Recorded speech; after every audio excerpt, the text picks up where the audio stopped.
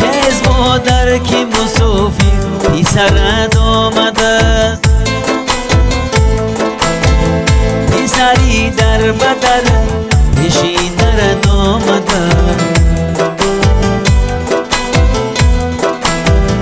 خیز مادر که مسافر پسرت آمده است، پسری در بدر نشیندرت آمده است.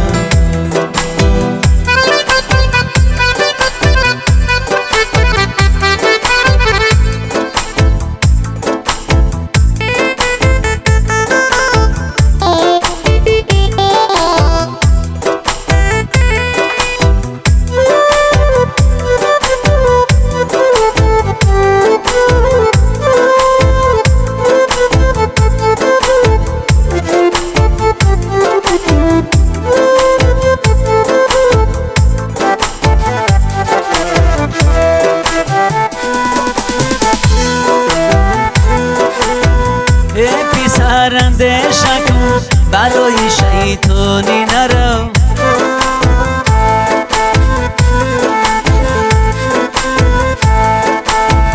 با ادب باش و دمه از کوهی انسانی نرو.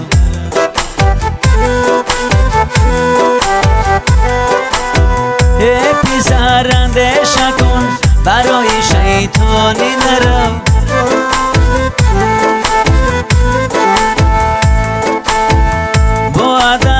شدمه از کوهی انسانی نرو.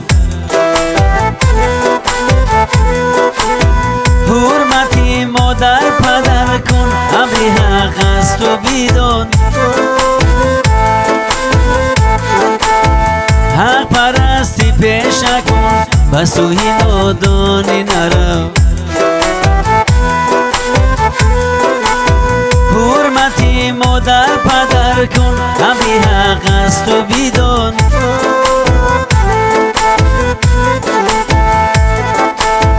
حق پرستی پیشه کن و سوی نادانی نرو. خیز مادر که مسافر پسرت آمده است، پسری در بدر نشیندرت آمده. خیز مادر که مسافر پسرت آمده است، پسری در بدر نشیندرت آمده.